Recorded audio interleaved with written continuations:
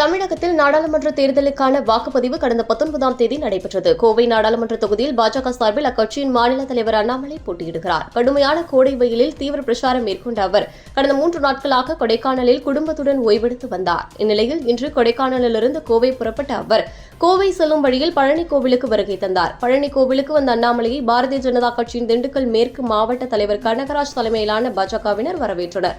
தொடர்ந்து ரோப்கார் மூலமாக மலைக்கோவிலுக்கு சென்ற அண்ணாமலை சாமி தரிசனம் செய்துவிட்டு கோவைக்கு சென்றார். அண்ணாமலை வருகை அறிந்த பொதுமக்கள் ஏராளமானோர் அவருடன் புகைப்படம் எடுக்க ஆர்வம் காட்டினர்.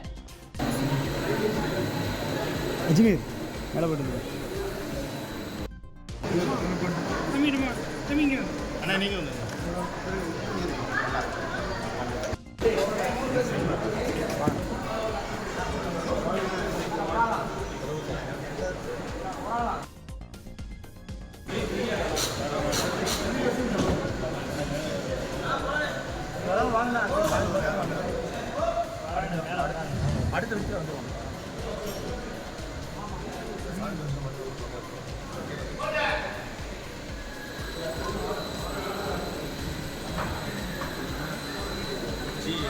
எனக்கு கொஞ்சம்